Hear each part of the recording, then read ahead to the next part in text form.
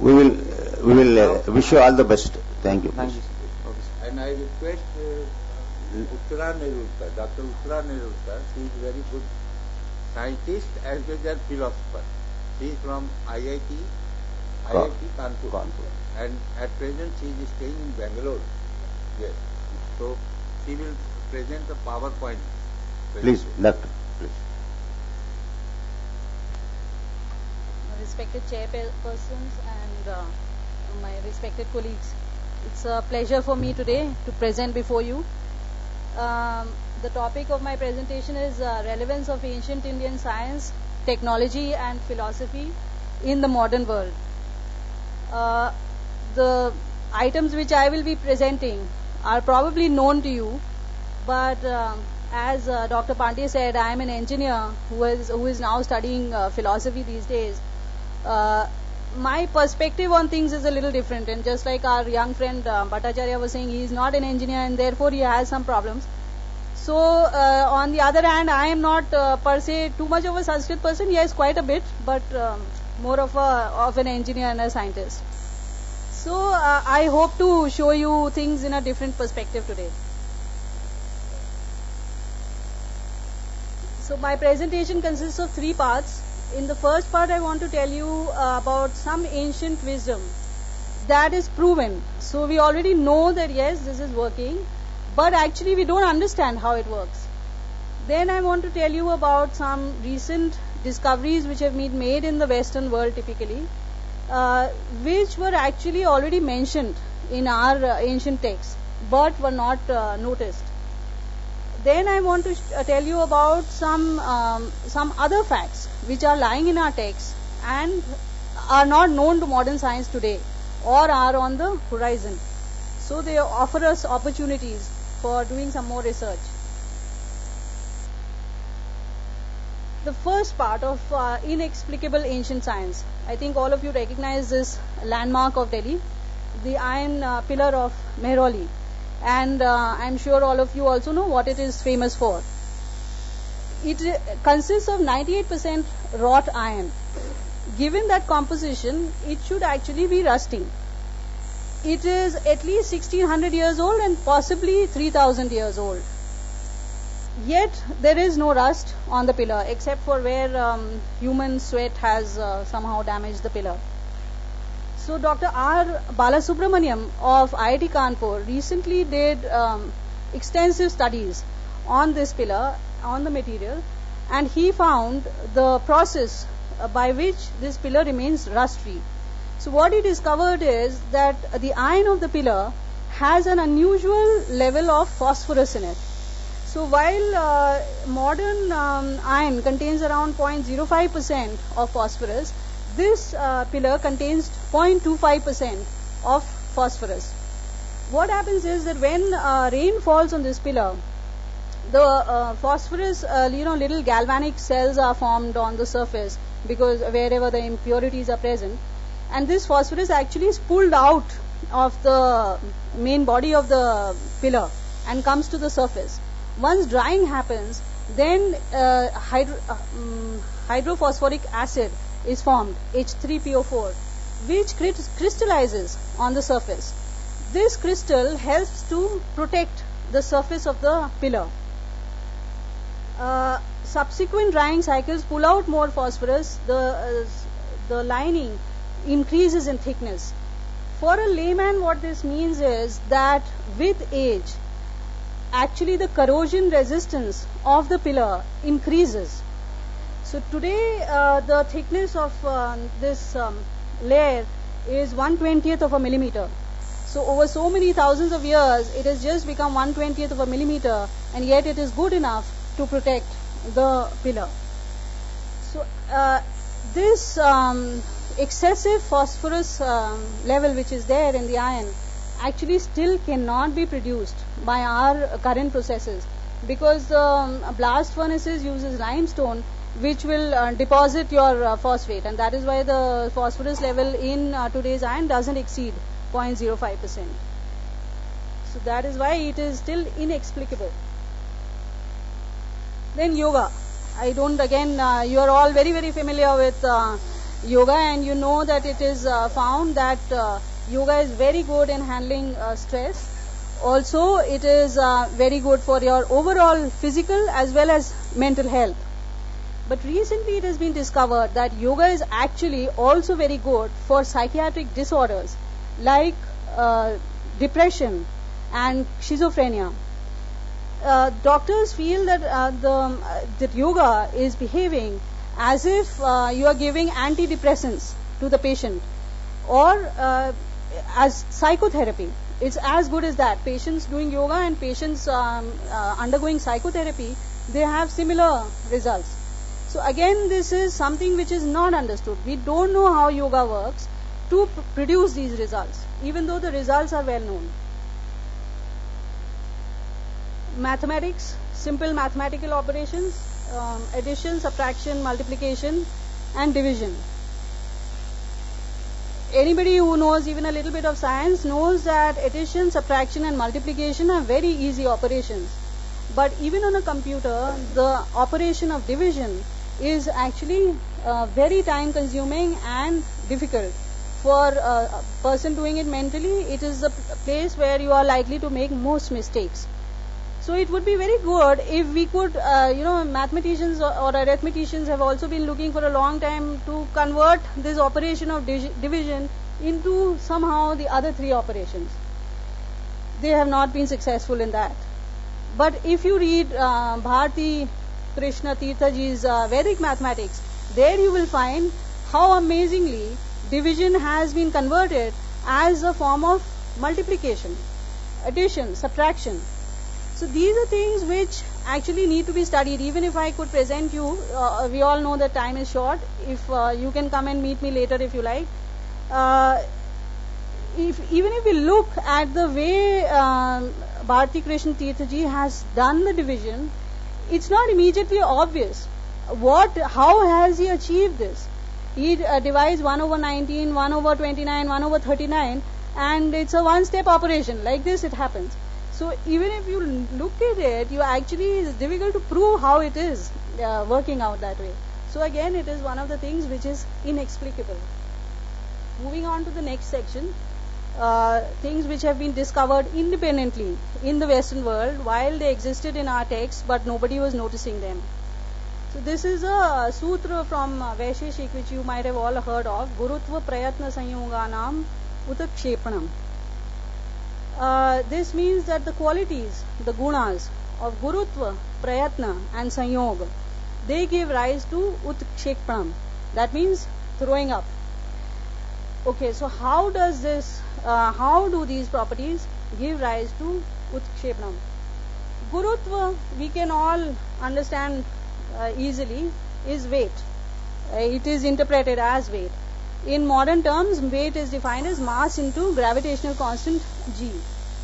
If we look at prayatna, if you think over it a little bit, without too much explanation, you can come to the conclusion it means force. So you apply force to any weight and it will lead to Utkshepanam.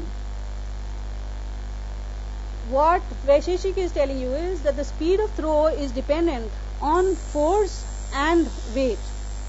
Now we have one more things hanging around over here, Sanyoga. Sanyoga, if you do a literal translation, means combination. And there, of course, you immediately get foxed and you wonder what has combination got to do with anything over here. So I thought over it a little bit and I realized that actually Sanyoga means the point of application and direction of the force. So where you are applying the force, that point, and the direction in which you are applying. Are you applying this way or this way or this way, this way? That is what is covered under Sanyoga. If we just go back to the first part, Newton's second law of motion says that F, that is force, is equal to mass of a body into its acceleration. If we now look at Vaisheshik's sutra, it is essentially saying that the speed or acceleration is equal to force divided by or multiplied by gravitational constant g divided by mass. you could say that obviously the equation is not given in that Vaisheshik Sutra, and you would be right. But for a person who has actually gone beyond Newton's second law of motion and even given you point of application within that sutra, it is very difficult to believe that he knows all the components of the equation, but he doesn't know the equation. Possibly he considers it too trivial a thing, and he feels that if he gives you that these are the various things which go into the motion of a body, you will be able to discover the relationship yourself.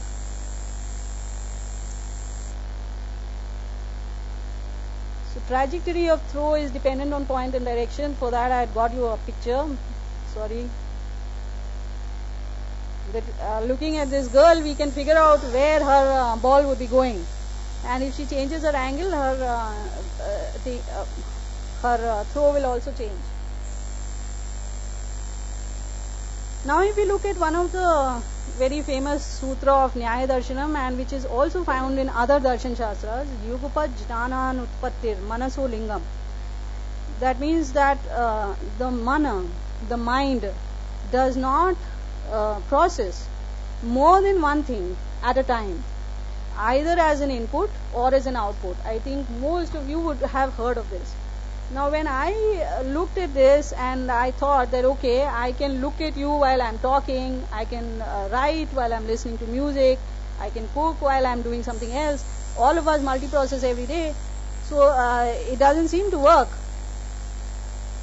Then within Nyaya Darshanam itself, they covered that difficulty, and they gave a piece of argument which says that this shifting, actually it's not because the mind is processing things parallelly, but it shifts focus very rapidly, which is, and they draw an analogy with a firework. So you take a firework on a string, and even if it is a point firework, it leaves a line on your eye.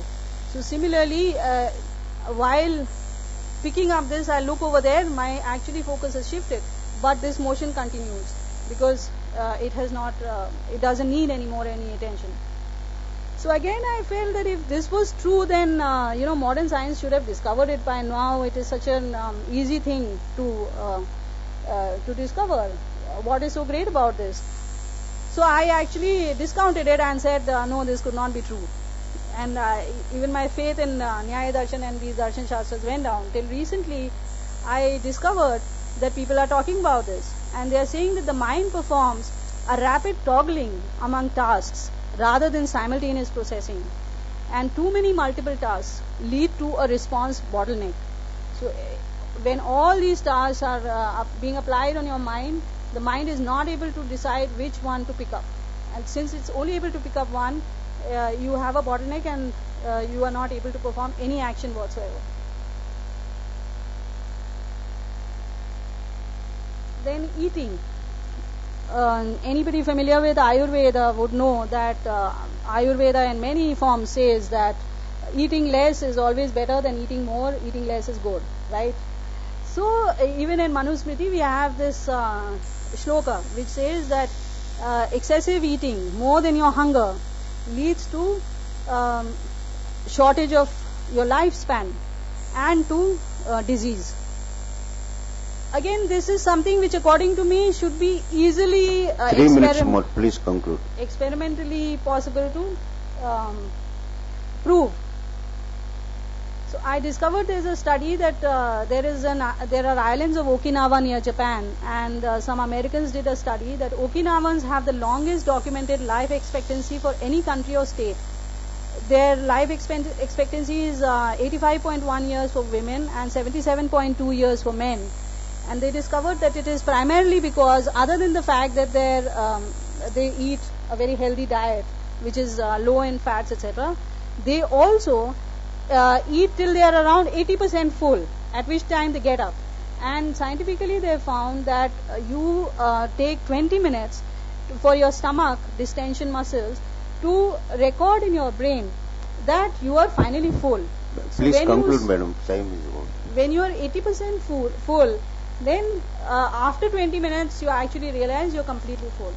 Therefore, they live so long. Unfortunately, I'm very sorry, I do not have time So we will leave it at this. I had other interesting things from you. For you, we will maybe we can discuss offhand. So thank Yeah. you. Thank you very much. Now the presentation open for discussion. So only we have very few minutes. Two More paper. Two questions, please. Only one suggestion, madam. Yes, please. The thing what we have identified in Nyaya Darshana, Yeah. similar observation has been made in Vaisheshika. Sankhya Darshana also. Vaisheshika even. Sankhya Darshana. Okay. Kindly make a note of it. The same wording Sure. has been used. Yeah. Thank you. Yes. Madam, you were referring to the results between the correlating results or the controversy between psychotherapy and yoga, Yes. and we don't know how it is happening in yoga Correct. because the results are very much visible in psychotherapy, Right. whereas in yoga it is not known. Right. See, if you go through the sayings like yoga chittavritti nirodha, the very sutram yoga of yoga darshan itself, chittavritti, once you remove chittavrittis and there is a samadhi and you attain this peace, Right. whatever you call nirvana or samadhi, whatever name you give. Correct. So that is one thing. So ultimately controlling mind is happening through yoga. And in support of this you have mana prashamana karanam yoga, siddha siddhyo samo bhutva samatvam yoga uchyate Gita. Many sayings are there. Ultimately controlling mind is a factor in this, and how to do that is the only intricacy in this. That is one thing. Second thing is in psychotherapy somebody is controlling your mind. Yoga, you are controlling your own mind. This is the distinction I see. You may please take note of this. Thank you. Yes.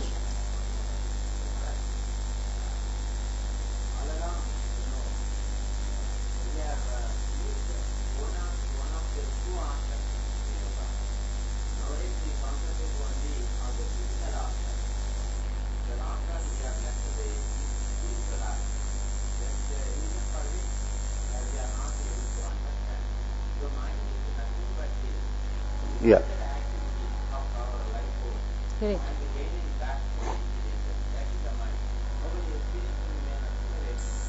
Yeah.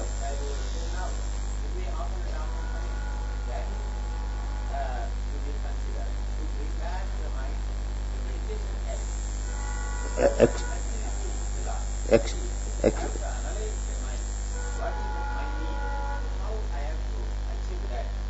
Correct. yes. Right. Excuse me, sir. Please, you can discuss later. Okay, we got the point. Yes, please, madam, you please note that. Yeah. I just two points I want to make. One is regarding the Vaisheshika Sutra. You said Gurutva means mass into acceleration due to gravity. Yes. But Gurutva, as far as I can understand, means only mass. And no, okay, that's okay. And then about Nyaya Darshana, you talked about bottleneck and unable to respond to that, something like that. Actually, in Nyaya we have three valid pramanas. For validity of cognition, we have three pramanas: Pratyaksha, Anumana, and Shabda pramana. With any of these, that cognition can be validated. Yes. Thank you all. And now, thank you very much for your very variety in the presentation. Thank you very much. Now I invite Kakuli Ghosh. Yes. She will be speaking on fascinating universe